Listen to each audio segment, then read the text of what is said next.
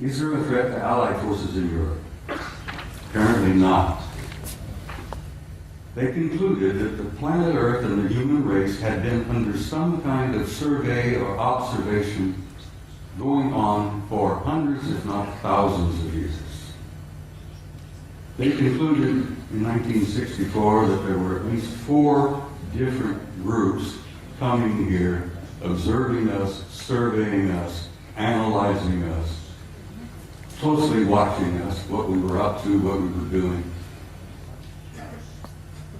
They concluded that there did not appear to be a military threat involved because the repeated demonstrations of incredibly advanced technology demonstrated to us that if they had been hostile or malevolent, there was absolutely nothing we could do. If they were evil in their intent and they were hostile toward us, it would have been over a long time ago. So, the conclusion was there were 4 different groups involved. They had been coming here for a very, very long time. Apparently, they were not malevolent or hostile. The question was, what the hell are they doing here? Why are they here? And why are they interested in us?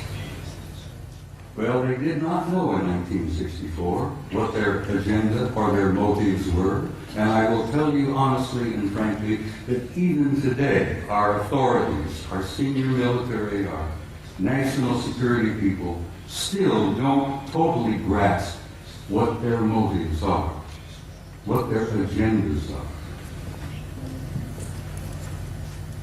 Well, this study in 1964 was simply a beginning for me. As I said, I was never quite the same again. I jokingly say I used to be a normal human being. And after I read that study and launched on my 45 years of research, I lost all aspects of normality. I will be frank and tell you that over the years of my study and the material that I've learned and gathered has brought about in me a complete destruction of my old world view, my old world paradigm, the world view that I held since I was a kid, growing up. Everything made sense, I knew why we were here, where we were going, what was taking place. After I spent 45 years on this, it all collapsed around my knees. That was the destructive aspect of my personality. That was the part that changed me completely from the kind of human being that I had been before into the kind of human being I am today. Ladies and gentlemen, I'm totally alienated. No pun intended. I've said in a couple of interviews and briefings and such, I have had for many, many years a love-hate relationship with the human race. One moment I love you, the next minute I hate your guts. One minute I adore you for your potential and the beauty of your music and your literature and your art, and the next minute I'm saying, to hell with all of you, blow them up, let them blow themselves up, clean the planet off, get rid of them. It's part of the struggle of having lost your old worldview when your old paradigm collapses around your knees. So the man standing in front of you here today is literally a human wreck as compared to what I used to be. But I feel pretty good about it. I lost all my old illusions. I opened my eyes and I saw the future. And I'm very happy about what I've seen. I've learned over the years from infinitely variety of sources here, there, and everywhere. I didn't retire from the Army until 1976, and I kept my top secret clearance up until that moment. After I retired, I went to work for the Federal Emergency Management Agency and worked another 14 years for the U.S. government, where I had a top secret clearance. So I have a total of 41 years of federal service, you might say. But I learned things over the years that literally still today stun me and shock me. I learned that the human race is a hybrid race. I've learned that we are not merely alone. We have never been alone. We have had an intimate interrelationship with advanced extraterrestrial intelligence from the beginning of our history. And let me tell you that that intimate interrelationship is still going on.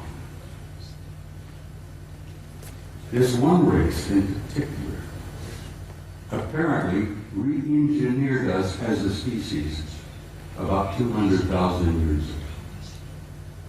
What we are here today is what we call Homo sapiens sapiens.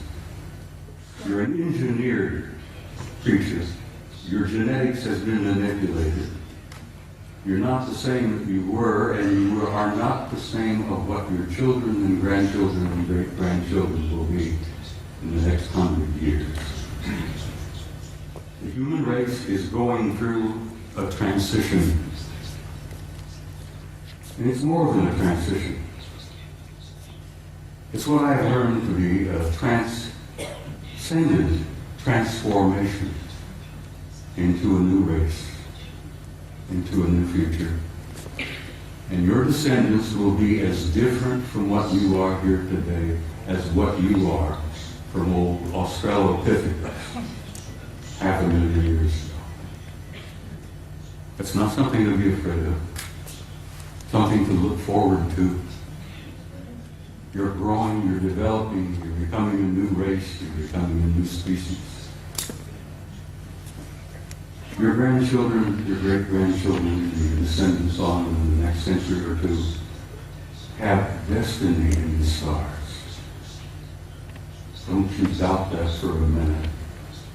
This species, this race, this troublesome bunch of monkeys has a destiny in the stars. And we are a part of this infinite universe filled with intelligent life. And we have been from the beginning, but we're only now beginning to wake up and see it. Only now are we beginning to open our eyes and listen with our ears and look out there and say, all right, where have I been? What am I now? Where am I going? As I said, your destiny is in the stars. Your generations to come, your descendants, your grandchildren, great-grandchildren, will go out there and they will claim their rightful place in a universe filled with intelligent life. Your place out there belongs to you. You have a right to that, and you will claim it. There is so much to talk about. I've got some slides I have to share. Would you gentlemen please put the first picture up on the screen? I'm being assisted by some very wonderful people back behind the scene here. I like to start with a shot like this. Pictures of this nature sort of inspire me. It gives you a glimpse of the community that you are a part of. A little glimpse of the stars out there.